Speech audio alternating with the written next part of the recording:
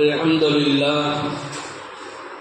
لله رب العالمين والعاقبة للمتقين والصلاة والسلام على نبي المرسلين وعلى آله الطيبين وأصحابه الطاهرين وكلهم أجمعين أما بعد فأعوذ بالله من الشيطان الرجيم بسم الله الرحمن الرحيم وقال الله عز وجل فوجد عبدا من عبادنا آتيناه رحمة من عندنا وعلمناه من لدنا علما صدق الله مولانا العظيم وقال رسول الله صلى الله عليه وسلم طلب العلم فريضة على كل مسلم ومسلمة وقال عندنا الصبر نصف الإيمان صدق الله مولانا العظيم وصدق رسوله النبي الكريم ونحن على ذلك من الشاهدين والشاكرين والحمد لله رب العالمين. கண்ணியத்திற்கும் மிகுந்த மரியாதைக்கும் உரித்தான் அல்லாஹ்வின் நல்லடியார்களே, இன்றோடு நாம் 12வது தராவி தொழுகையை தொழுது முடித்து விட்டிருக்கிறோம். மேலும் 11 நோன்புகளை நோட்டிருக்கிறோம். இன்றோடு நாம் தராவி தொழுகையில் 15 ஜுஸூக்கள் முடிவடைந்திருக்கிறது. அல்ஹம்துலில்லாஹ். மேலும் மீதம் இருக்கக்கூடிய ஜுஸூக்கள் கேட்கக்கூடிய பாக்கியத்தையும், நோன்பை நோக்கக்கூடிய பாக்கியத்தையும், தராவி தொழுகையை தொழக்கூடிய பாக்கியத்தையும் அல்லாஹு ஜல்ல ஷானஹு தஆலா நம் அனைவர்களுக்கும் தந்தல் புரிவானாக. ஆமீன். கண்ணியத்திற்கும் மிகுந்த மரியாதைக்கும் உரித்தான் அல்லாஹ்வின் நல்லடியார்களே, பெருமானார் ஸல்லல்லாஹு அலைஹி வஸல்லம் அவர்கள் சொல்லுவார்கள், நோம்பினுடைய ரமலானுடைய முதல் 10 ரஹ்மத்தாகவும் 2வது 10 மகஃபிரத்தாகவும் இருக்கிறது.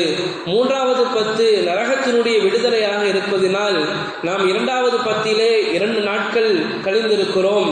நாம் இந்த 10 அதிகமாக அல்லாஹ்விடத்திலே பாவ மன்னிப்பு கேட்கக்கூடியவர்களாக இருக்க வேண்டும். அல்லாஹு ஜல்ல ஷானஹு தஆலா பாவங்களை மன்னிக்கக்கூடியவனாக இருக்கிறான். இந்த ரமலான் என்ற அந்த வார்த்தைக்கு கரிக்குதல் என்பதாக அர்த்தம். அதாவது ஒரு மனிதன் எவ்வளவு தன்னுடைய வாழ்நாட்களில் பாவம் செய்திருந்தாலும், இன்னும் சொல்ல போனால் வானத்தினுடைய முகடு வரைக்கும் பாவம் செய்திருந்தாலும் அதை மன்னிப்பதற்கு அல்லாஹ் தயாராக இருக்கிறான். எனவே இந்த மாதம் பாவங்களை மன்னிப்பதற்கு உரித்தான ஒரு மாதமாக இருப்பதினால் நாம் அதிகமாக அல்லாஹ்விடத்திலே அல்லாஹ் மஃபிர்லி வர்ஹம்னி அந்த ரஹமுர் ராஹிமீன் என்பதாக அல்லாஹ்விடத்தில் நாம் ஒவ்வொரு தொழுகைக்கு பிறகும் அதிகமாக கேட்க வேண்டும் என்பதையும் தெரியப்படுத்திக் கொள்கிறேன். அல்ஹம்துலில்லாஹ். கண்ணியத்திற்கும் மிகுந்த மரியாதைக்கும் உரித்தான் அல்லாஹ்வின் நல்லடியார்களே, இன்றைக்கு ஓதப்பட்ட 2 சூறாக்கள், ஒன்று பனி இஸ்ராயில், மற்றொன்று சூரத்துல் கஹ்ஃப். அல்லாஹ் ஜல்ல ஷானஹு தஆலா சூரத்துல் கஹ்ஃப் என்று சொல்லப்படக்கூடிய அந்த வசனத்திலே, அத்தியாயத்திலே அல்லாஹ் ஜல்ல ஷானஹு தஆலா 4 விதமான சம்பவங்களை சொல்லி வருகிறான். ஒன்று, குகைவாசிகள் சம்பந்தமாக அல்லாஹ் பேசி வருகிறான். அவர்கள் 309 வருடங்களாக தூங்கினார்கள், அதை பற்றி அல்லாஹ் சொல்கிறான். 2வது, ஒரு ஊரிலே தன்னுடைய தந்தை மிகப்பெரிய செல்வந்தராக இருந்தால், தனவந்தராக இருந்தார். அந்த தந்தையின் மறைவுக்கு பிறகு அவர்களுடைய மகன்கள் தான தர்மங்கள் செய்வதை தடுத்ததினால் அவர்களுக்கு நேர்ந்த சம்பவத்தை பற்றி அல்லாஹ் சொல்கிறான். இது 2. 3வதாக, நபி ஸல்லல்லாஹு அலைஹி வஸல்லம் இடத்திலே சஹாபாக்கள் கேட்பார்கள், சூரத்துல் கஹ்ஃப் சம்பந்தமாக கேட்பார்கள். புகைவாசிகள் சம்பந்தமாக கேட்கிற பொழுது நபி ஸல்லல்லாஹு அலைஹி வஸல்லம் அவர்கள் சொல்லுவார்கள், நான் நாளைக்கு சொல்றேன் என்பதாக சொல்லுவாங்க. ஆனால் இன்ஷா அல்லாஹ் மறந்துடுவாங்க. இதன் காரணமாக 15 நாட்கள் வகி வராமல் இருந்தது. அல்லாஹ் சொன்னான், நீங்கள் ஏதாவது ஒரு விஷயத்தை சொல்கிற பொழுது இன்ஷா அல்லாஹ் என்பதாக சொல்லுங்கள். அதை சொல்லாததின் காரணத்தினால் நபி ஸல்லல்லாஹு அலைஹி வஸல்லம் அவர்களுக்கு 15 நாள் வரைக்கும் வஹி தடுக்கப்பட்டிருந்தது. அதையும் அல்லாஹ் தஆலா இந்த சூராவிலே சொல்லுவான். 4வதாக, ஹஜ்ரத் மூஸா அலைஹிஸ்ஸலாத்து வஸ்ஸலாம் அவர்கள் சம்பந்தமாக நடந்த ஒரு விஷயத்தை சொல்லுவான். 5வதாக, ஹஜ்ரத் துல்கர்னைன் ரஹ்மத்துல்லாஹி அலைஹி ஸலாத்து வஸ்ஸலாம் அவர்கள் சம்பந்தமாகவும் அல்லாஹ் ஜல்ல ஷானஹு தஆலா சொல்லி வருவான். இந்த துல்கர்னைன் அலைஹிஸ்ஸலாத்து வஸ்ஸலாம் அவர்கள் உலகத்தை ஆண்ட 4 மன்னர்களில் ஒருவராக இருக்கிறார்கள், முஸ்லிமாக இருக்கிறார்கள். இவர்கள் சம்பந்தமாகவும் அல்லாஹ் பேசி வருகிறான். இந்த 4 சம்பவங்களில் நாம் சொல்ல வருவது அதற்கு மூசா அலைஹிஸ்ஸலாத்து வஸ்ஸலாம் அவர்களுடைய வாழ்க்கையில் நடந்த ஒரு படிப்பினையான ஒரு விஷயத்தை அல்லாஹ் இந்த சமுதாயத்திற்கு சொல்லுகிறான். அதாவது ஒரு நாள் ஹஜ்ரத் மூசா அலைஹிஸ்ஸலாத்து வஸ்ஸலாம் அவர்கள் தன்னுடைய சமுதாயத்தில் பயான் செய்து கொண்டிருந்தார்கள், உபதேசம் செய்து கொண்டிருக்கும் பொழுது ஒரு மனிதர் கேட்டார், மூசா அலைஹிஸ்ஸலாத்து வஸ்ஸலாம் அவர்களே, உலகத்துல உங்களை விட அறிவாளி யாராவது இருக்கிறாங்களா அப்படின்னு கேட்கும் பொழுது ஹஜ்ரத் மூசா அலைஹிஸ்ஸலாத்து வஸ்ஸலாம் அவர்கள் சொன்னார்கள், நான் தான் உலகத்திலே மிக அறிவாளி என்பதாக சொல்லிட்டாங்க.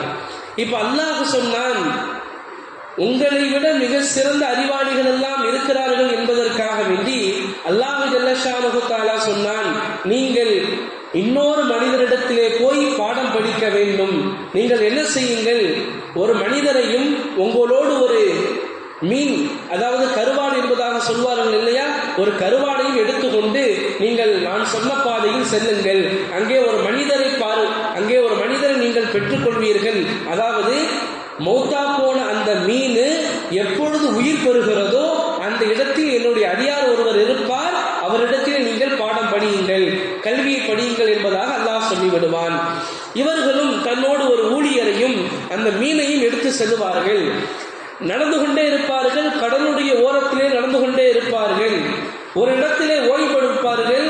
அந்த இடத்திலே ஹஜ்ரத் மூசா அலைஹிஸ்ஸலாத்து வஸ்ஸலாம் அவருடைய கூட பணி செய்யக்கூடிய அந்த யூஷா பின் நூன் அலைஹிஸ்ஸலாத்து வஸ்ஸலாம் அவர்கள் கடல்ல ஒழு செஞ்சுட்டு வருவாங்க. அந்த ஒழு செய்யப்பட்ட அந்த தண்ணீர் அந்த மீனிலே விழும் பொழுது செத்து போன அந்த மீன் உயிர் பெற்று எழுந்து கடலின் பக்கமாக சுரங்கம் அமைத்து சென்றுவிடும். இதை பார்த்தவர் ஆச்சரியத்தோடு பார்ப்பார், மறந்து விடுவார். பிறகு மூசா அலைஹிஸ்ஸலாத்து வஸ்ஸலாம் அவர்கள் களைப்பு தவிர்ந்து விட்டு தூக்கத்திலிருந்து எழுந்து விட்டு ஓய்வெடுத்து விட்டு மீண்டும் நடக்க ஆரம்பிப்பார்கள். இப்பொழுது அவங்களுடைய உடல்ல மீண்டும் சோர்வு ஏற்படுகிறது. உடனே சொன்னாங்க தன்னுடைய ஊழியர்கிட்ட, அந்த மீன் எடுத்துட்டு வாங்க, சாப்பிடணும், நமக்கு சோர்வு வந்துருச்சு, பசி வந்துருச்சு என்பதாக சொல்லும் பொழுது அந்த யூஷா பின் நூன் அலைஹிஸ்ஸலாத்து வஸ்ஸலாம் அவர்கள் சொல்லுவார்கள், நான் உங்கள்கிட்ட சொல்ல மறந்துட்டேன், நம்ம தங்கியிருந்த அந்த இடத்துல மீன் அதுக்கு உயிர் வந்து கடலுக்குள்ள போயிருச்சு, அதை நான் பார்த்தேன், ஆனா உங்கள்கிட்ட சொல்ல மறந்துட்டேன், ஷைத்தான் மறக்கடிச்சிட்டான் என்பதாக சொல்லிடுவாங்க. அதற்கு மூசா நபி சொல்லுவாங்க, நம்ம பார்க்க வந்ததே அந்த இடத்துல தான், அங்க ஒரு மனிதர் இருக்கிறாரு, அங்க ஒரு அடியார் இருக்கிறாரு, அங்க ஒரு ஆலிம் இருக்கிறாரு, அவரை பார்க்க தான் நம்ம வந்திருக்கிறோம். மறுபடியும் மீண்டு வருவாங்க. வந்து அந்த இடத்துல பார்க்கும் பொழுது அங்கே ஹிதர் அலைஹிஸ்ஸலாத்து வஸ்ஸலாம் அவர்களை பெற்றுக்கொள்வார்கள். இப்ப ஹிதர் அலைஹிஸ்ஸலாத்து வஸ்ஸலாம் அவர்களை பார்க்கிற பொழுது சொல்லுவாங்க, தன்னோட ஊழியரை அனுப்பிடுவாங்க ஊருக்கு. ஹஜ்ரத் ஹிதர் அலைஹிஸ்ஸலாத்து வஸ்ஸலாம் அவங்க பார்க்கும் பொழுது சொல்லுவாங்க, நீங்க தான் அந்த நபரா, நீங்க தானே மூசா? ஆமா, நான் தான் மூசா. இப்போ ஹிதர் அலைஹிஸ்ஸலாத்து வஸ்ஸலாம் அவங்க பேசுறாங்க, நம்ம ரெண்டு பேரும் இப்போ ஒன்னா பயணிக்க போறோம், நீங்க தெரியாத விஷயத்துல நீங்க எப்படி பொறுமையாக இருப்பீங்க? நீங்க பொறுமையாக இருக்க மாட்டீங்களே. உடனே ஹஜ்ரத் மூசா அலைஹிஸ்ஸலாத்து வஸ்ஸலாம் அவங்க சொல்லுவாங்க, கால இன்னக லன் தஸ்ததிஅ மஇ ஸப்ரா வ கைஃப தஸ்பிரு அலா மா லம் துஹித் பிஹி குப்ரா. அதாவது உங்களுக்கு தெரியாத விஷயத்தின் மேல நீங்க எப்படி பொறுமையாக இருப்பீங்க? உடனே மூசா அலைஹிஸ்ஸலாத்து வஸ்ஸலாம் அவங்க சொல்லுவாங்க, கால சதஜிதுனி இன்ஷா அல்லாஹு சாபிரம் வலா ஆசி லக அம்ரா. இல்ல, நான் என்ன செய்வேன், இன்ஷா அல்லாஹ் நான் பொறுமையாகத்தான் இருப்பேன், நீங்க சொல்ற வரைக்கும் நான் எதுவுமே கேட்க மாட்டேன் என்பதாக சொல்லிடுவாங்க. இப்ப இரண்டு பேரும் சேர்ந்து நடக்க ஆரம்பிக்கிறாங்க. போய்கொண்டே இருக்கும் பொழுது ஒரு கப்பல்ல ஏறி போய்கொண்டே இருக்கும் பொழுது கரை வர கொஞ்ச நேரமாக இருக்குது. உடனே கப்பலை துளையிடுறாங்க, ஓட்டம் போடுறாங்க ஹஜ்ரத் ஹிதர் அலைஹிஸ்ஸலாம். உடனே மூசா அலைஹிஸ்ஸலாத்து வஸ்ஸலாம் அவங்களுக்கு கோபம் வந்துருச்சு. எங்க அவன் நமக்கு எந்த விதமான கூலியும் வாங்காம நம்மளை கரைக்கு இன்னொரு கரையை கொண்டு போய் சேர்க்கிறான், அவனுடைய கப்பலை இப்படி உடைக்கிறீங்களே, இது சரியா இருக்குமா? இது நீங்க செய்யற அநீதி இல்லையா என்பதாக கோவப்படும் பொழுது இப்ப ஹிதர் அலைஹிஸ்ஸலாத்து வஸ்ஸலாம் அவங்க சொல்லுவாங்க, நான் உங்களுக்கு முன்னாலே சொல்லி இருந்தேன், நான் சொல்ற வரைக்கும் நீங்க எதுவும் கேட்க கூடாது அப்படின்னு நான் முன்னாடியே சொல்லியிருந்தேன், மீறியும் நீங்க கேட்டுட்டீங்க என்பதாக சொல்லும் பொழுது மூசா அலைஹிஸ்ஸலாத்து வஸ்ஸலாம் அவங்க சுதாரிக்கிறாங்க, இல்ல நான் இனிமே என்ன செய்ய மாட்டேன், நீங்க சொல்ற வரைக்கும் நான் எதுவும் கேட்க மாட்டேன், நீங்க பொறுமையாளராக பெற்றுக்கொள்வீர்கள் என்பதாக சொல்றாங்க. பிறகு அந்த கரையில இறங்குறாங்க. இன்னும் கொஞ்சம் தூரம் போய்கொண்டே இருக்கிறாங்க. அங்க ஒரு சிறுவன் விளையாடி கொண்டு இருக்கிறான். ஹிதர் அலைஹிஸ்ஸலாத்து வஸ்ஸலாம் அவர்கள் அந்த சிறுவனுடைய தலையை முறிக்கிறார்கள். முறிச்சு அவனை வஃபாத் ஆக்கிடுறாங்க. ஹஜ்ரத் மூஸா அலைஹிஸ்ஸலாத்து வஸ்ஸலாம் இருக்கிறாங்க இல்லையா, உடனே கோபம் வந்துருச்சு. நீங்க எப்படி, அதுவும் ஒரு சின்ன பிள்ளை, அந்த பிள்ளை என்ன பாவம் செஞ்சிச்சு, அந்த பிள்ளையை போய் நீங்க கொலை செய்யலாமா, அது என்ன பாவம் செஞ்சிச்சு, உங்களுக்கு ஏதாவது தீங்கு செஞ்சிச்சா, இப்படி நீங்க கொலை பண்ணிட்டீங்களே என்பதாக வேதப்படுறாங்க. சொன்னாங்க ஹிதர் அலைஹிஸ்ஸலாத்து வஸ்ஸலாம், நான் உங்கள்கிட்ட ஆரம்பத்திலேயே சொன்னேன், நீங்க கோவப்படக்கூடாது, நான் சொல்ற வரைக்கும் நீங்க கேட்கக்கூடாதுன்னு. நீங்க இரண்டாவது தடவையும் கேட்டுட்டீங்க. அல்லாஹ் குர்ஆன் அப்படியே சொல்லிட்டு வர்றான்.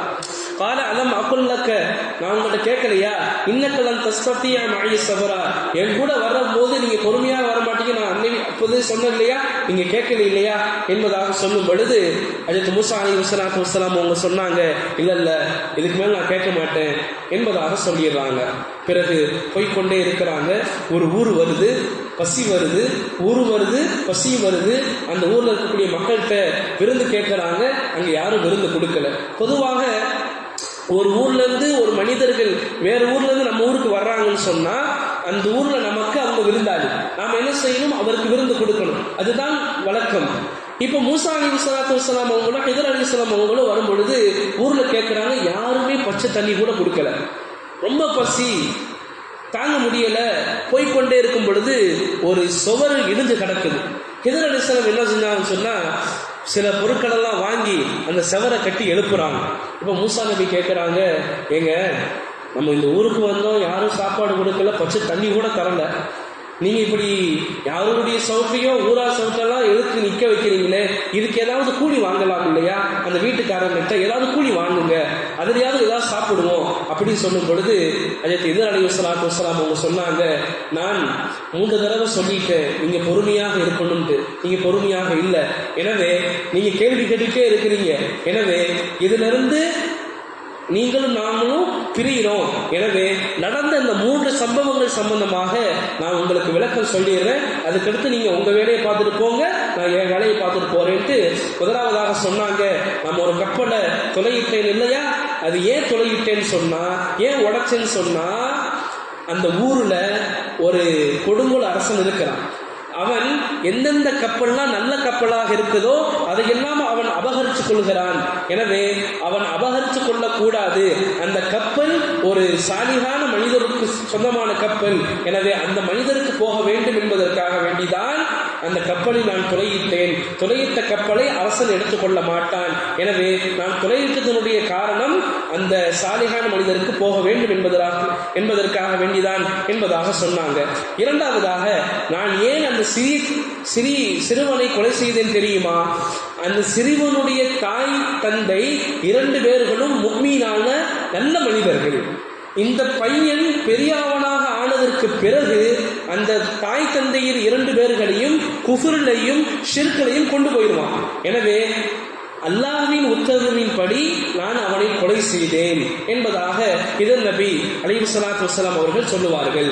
மூன்றாவதாக, நான் ஏன் அந்த சுவரை கட்டினேன் என்று சொன்னால், அந்த சுவத்துக்கு கீழே பொக்கிஷம் இருந்துச்சு.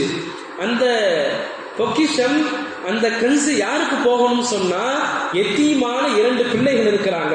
அந்த வீட்டில் இருக்கக்கூடியவங்களுக்கு எத்தீமான 2 பிள்ளைகள் இருக்கிறாங்க.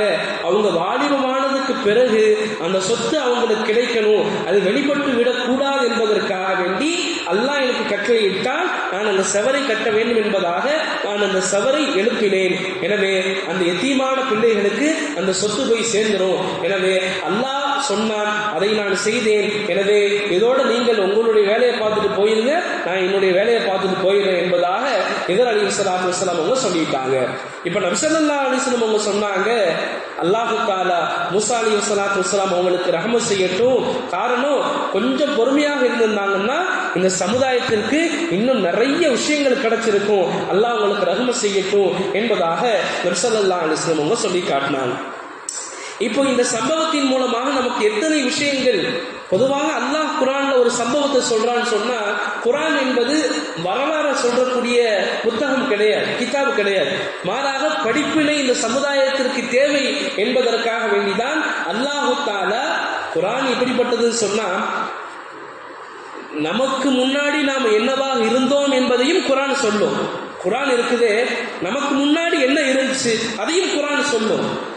அதே மாதிரி நமக்கு முன்னாடி வாழ்ந்தவர்கள் எப்படி வாழ்ந்தார்கள் அதையும் குர்ஆன் சொல்லும். அதே மாதிரி நமக்கு பின்னாடி